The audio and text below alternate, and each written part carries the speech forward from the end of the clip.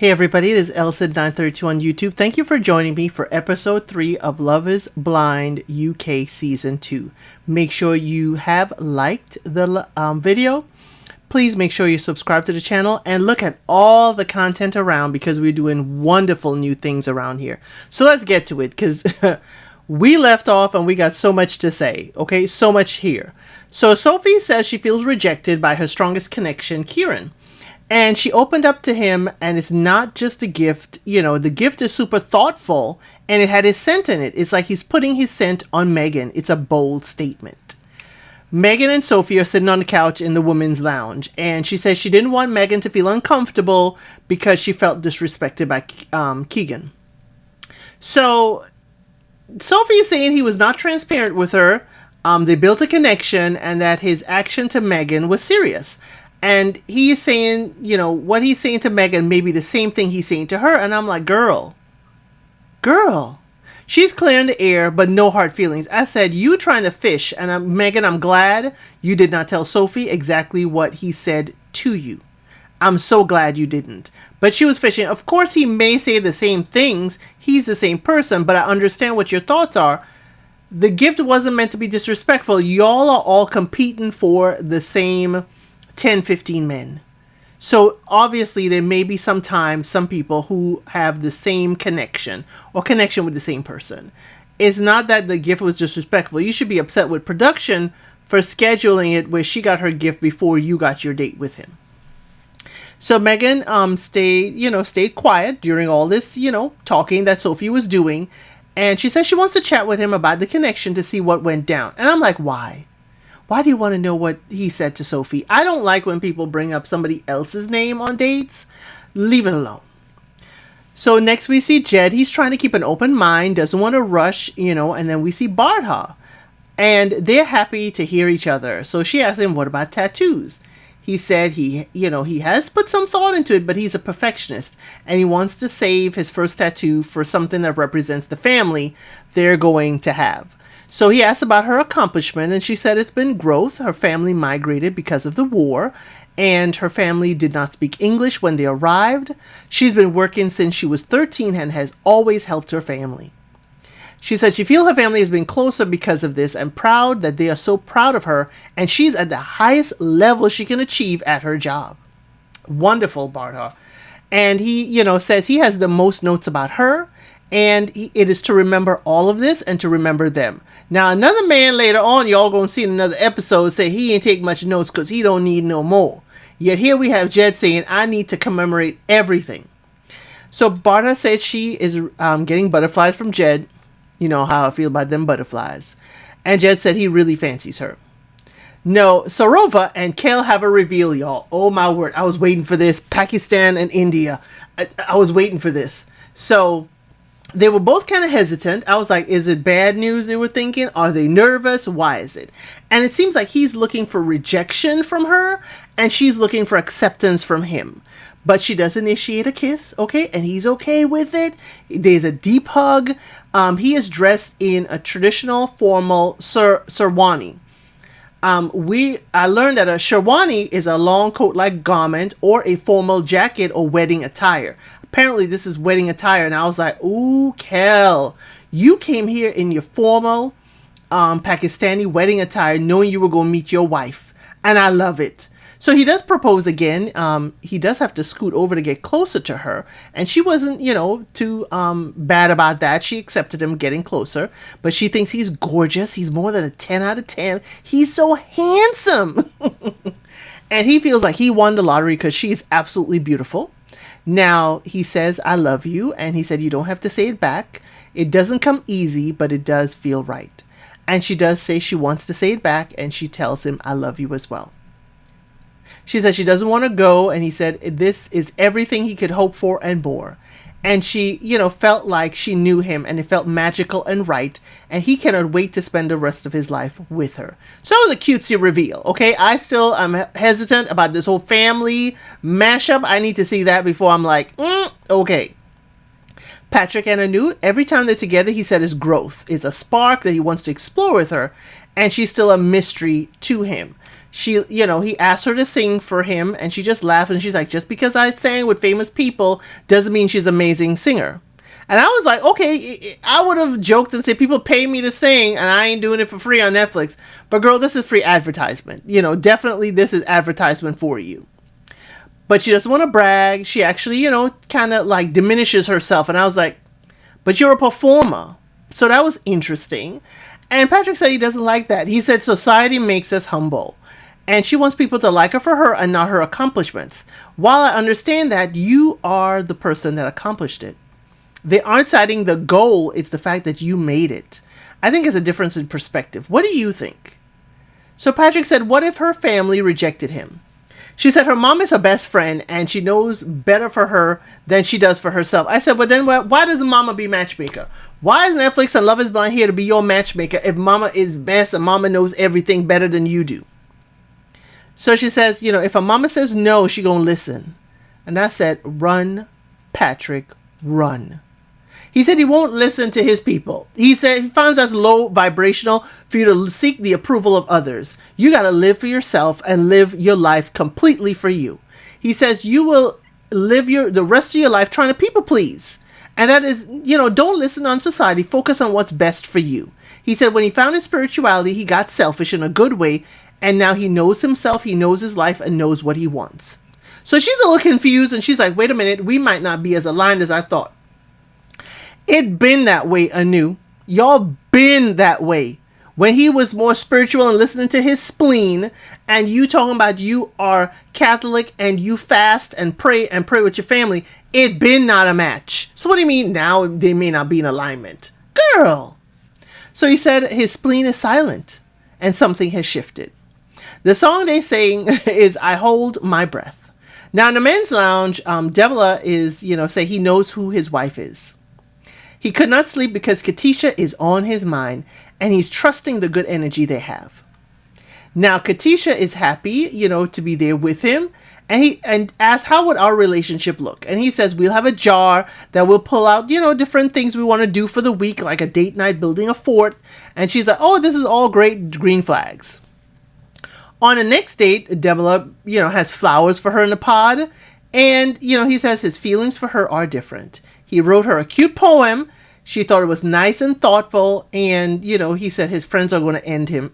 He said his friends, once they see this, is going to end him. So she says it's a curious connection. It's a good one. He's a cutie. Cute. Men don't like being called cute. Cute's for puppies and kittens. But a guy you're going to marry? The song they're playing in the midst is 'Cause I Keep Sinking Deeper. So, Katisha says he is kind, generous, genuine. He is like the boy at Christmas, but is struggling with so much adoration. She is struggling with all of his, words of affirmation, and he's showing her that he cares. She's not used to it. And I said, girl, there's something there if you're not used to a man showing you that he does care and pouring into you. Katisha talks to Barha and says she's not set. Said her walls are up because it's too perfect. How can he be so set on her right now? How? And she's like, why wouldn't he? You're amazing. Why did she say that? Because Katisha started bawling, crying. And I'm like, you can't even take praise from Barha, who is not romantically interested in you. She said she doesn't even know if those are happy tears. And she cries in the confessional. I said, what is going on, Katisha, that you cannot take praise? So Sophie says rejection is not a feeling she goes through. Sophie, I dislike saying this and I dislike bringing it up. Sophie, you avoid rejection because, your mother rejected you early on in life. That's how I would phrase it. So Kieran has a date with Sophie and the song is Can You Hold Your Own? That is playing in the background, real strong. She said, I got something to say. You decided to gift Megan and that was disrespectful. And he's like, this is a social experiment, I did this and I felt right at the time, and I let the chips fall where they may. She's like, well, that was rude. I was like, wait a minute, was it rude? It was honest, and he said it kind of mild. He was trying to be gentle in saying it. She said I was automatically rude. Yes, it's in poor favor, but what if he had a gift for you? What if he had something else that was a gift for you? So he said he made a strong connection elsewhere. He cannot control what happens in the pods, but this is where I'm with Sophie. She's like, you knew she would come back to the ladies' lounge and tell it all. And everyone would then look at Sophie and bring up, well, I thought that was your man. He said he's sorry that she feels sorrow and disrespected. She's like, if the tables were turned, how would he feel? And she says she brings a lot to the table and wants to be with someone who sees that. The song we hear is I won't cry no more for you. He said, he respects her. He respects her so much. He's like, I don't think that's true. I wouldn't do that to you because of this feeling. If you cared, you wouldn't put her in that position. Then she starts to say, this is where you lost me, Sophie. She's, I'm a prize. I'm a catch in the outside world. Well, who has caught you, Sophie? Who's caught you so far in the outside world? Who has recognized the prize that you are and claimed you? But she says she's not here to beg him to love her. I agree with that. But I'm like, if you got to say it, is it true? You are a prize. You're a catch. Sophie, I'm sorry. So he says he respects that. She said there's nothing more to say. She's going to leave. And he says, bloody hell. I'm not laughing at Sophie, but it's just the way he was like, oh, geez. You knew there was repercussion. You just didn't think it would be that much repercussion. So she just told Megan in the hallway walking back to the ladies' lounge that she ended it with Kieran. Sophie said she's never been second best in her life, and she is not second best. She won't change in hopes that he picks her. She is now going to be a pick-Misha. Sophie, this is all relating back to Mama. Please understand, all relating back to her.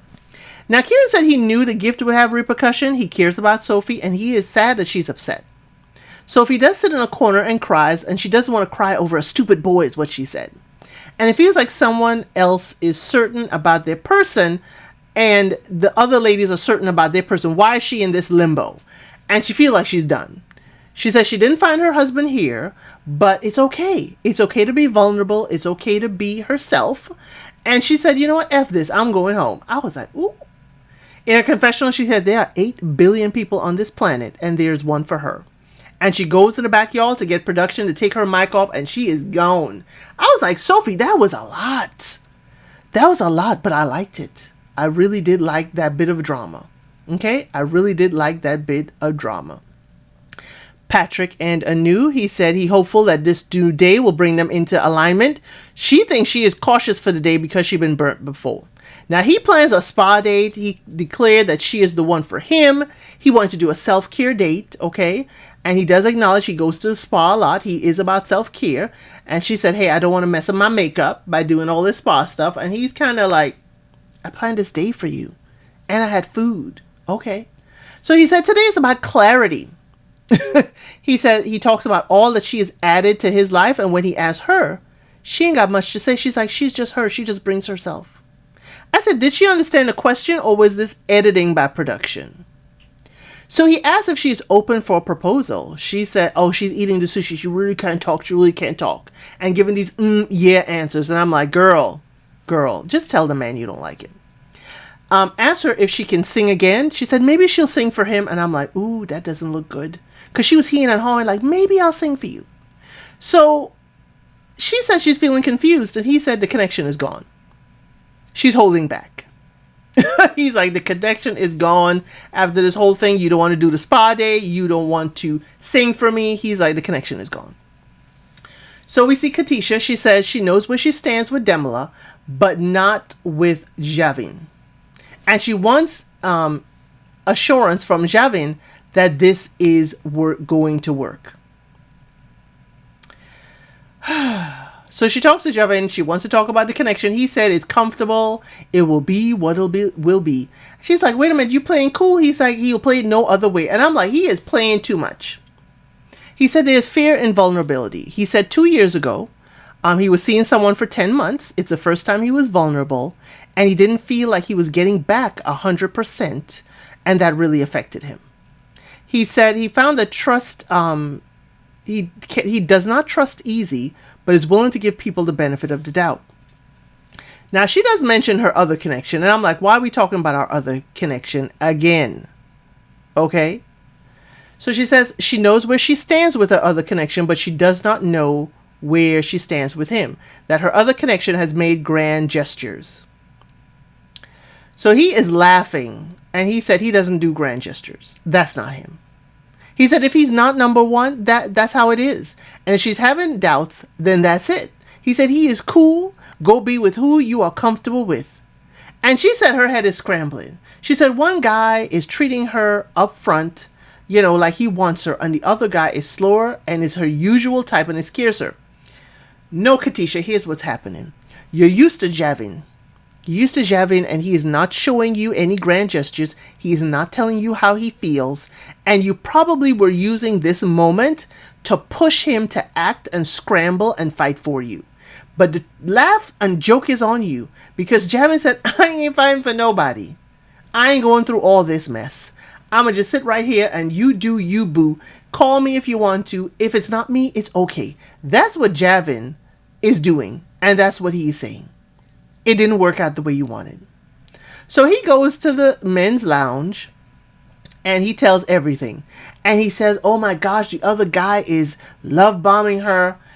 And Jed is chuckling with him. Love bombing? What are you talking about? But the other men are hesitant. Cal, who is standing right there, is not laughing with him. And Demela is sitting on the couch real close and he's listening intently.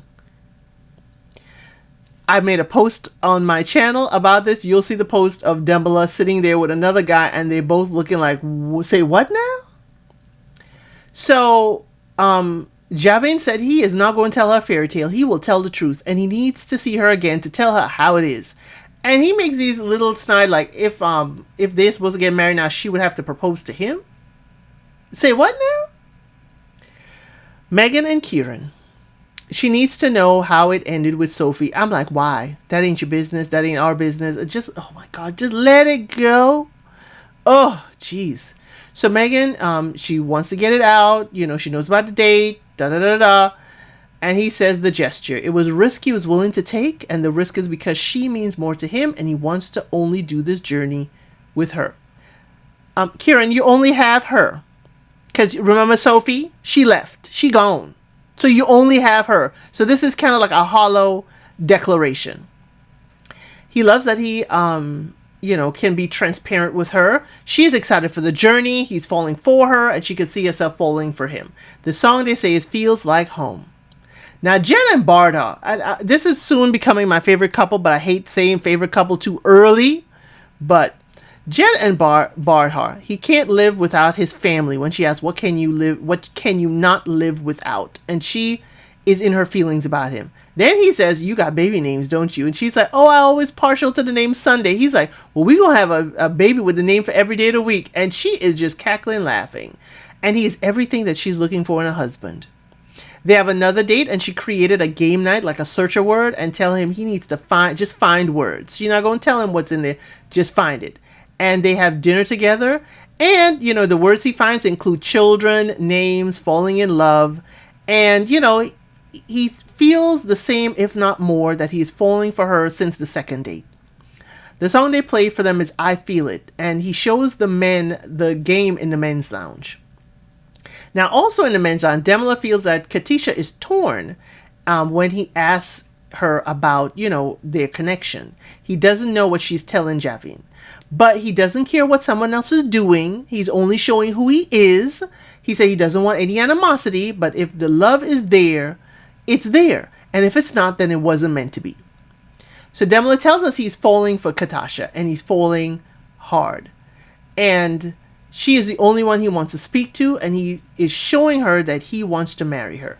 He sends her sangria and some snacks. He said this is kind of like our first date out. He never had this Spanish food before. So he said he sees a future with her, and he will fall on his sword. She says she has another connection. And he said, how do you feel? She's like, I don't know. I have not made up my mind. So he declares, hey, he is right for her, and he has made it clear early, and he can see himself falling in love with her. He says, you deserve it all. And he doesn't like hearing her cry. She says she is now allowing herself to feel. She feels her decision has been made. And he said, can you see yourself falling in love with me? And she's like, I think so. Now, Katisha, all of a sudden in front of this man, your mind is made up because you done drank the sangria and had the snacks. It could be the alcohol talking. The song is Tell Me How to Love Again. She tells him that nothing is going to change her mind. And, you know, her next date, she will have a lovely date and she will be ready to spend her life with Demla. And she's not going to change her mind. She goes to the women's lounge and said Demla is her man. He gives her what she needs. And in the men's lounge, Demla will not give Javin the heads up that, you know, Katisha has made a decision. So Katisha has a date with Javin. And, you know, he does not give her the confirmation she needs. He says he sees himself with her. It's time, you know, time for him to make a gesture. He sends a drink and some flowers. She said her day has been interesting. She tells him her connection is stronger than anticipated. Okay. And, you know, she was sure about the other person and leaning into them more. They made her feel more. He's like, hey, if that's what's right for you, go on. But she's like, but our connection was genuine. He said, hey, I made myself clear. I'm like, how did you make yourself clear if she has questions? So, hey, he's like, hey, I enjoyed all this. You ain't got to stay in the pods and keep me company. I ain't going to waste my drink. I'm going to stay here, enjoy my drink, and have a good time. You don't have to. And she's like, I'll stay and enjoy my drink. And he reads the notes about her. He got like 2 or 3 pages of notes, y'all. Remember, Jetta's like, he got everything Barthard has ever said to him. He got like a little bit of notes because he said, oh, what he wrote, that's all he need to know. Now, some people may find that romantic. I don't. But if you do, please put it in the comments. He said he did not feel like grand gestures are necessary here. She is still his person, and he asked, where's your head at? She's like, I don't know. I feel disconnected from my decision. Song is, I don't know where to run. He said he cannot propose to someone who does not want to be proposed to. Now, Javin, I got to agree with you there. She does tell us her head is all over the place. She found herself, you know, staying and not wanting to leave. She is confused and overwhelmed. We see Kieran and Megan. He says Megan is his person. It says a poem. He proposes. She feels lucky. And the song is You've Got Me Spinning. She goes to the ladies' lounge and y'all know Megan. She screams, I'm a Beyonce! That is true to who Megan is. Patrick and Anu. She says she wrote a song for him. She, you know, is going to let him know how she feels. And being with him has helped her write music again. So she is excited to share the song. And Patrick is like, okay, that's cool. But why didn't you sing for me before? She said, I wanted this to be from the heart. He said he has enjoyed this journey with her, but he has to follow his spleen. And y'all, that is where the episode ends with the song Burn to the Ground. Please join me for the next one, which will be uploading shortly.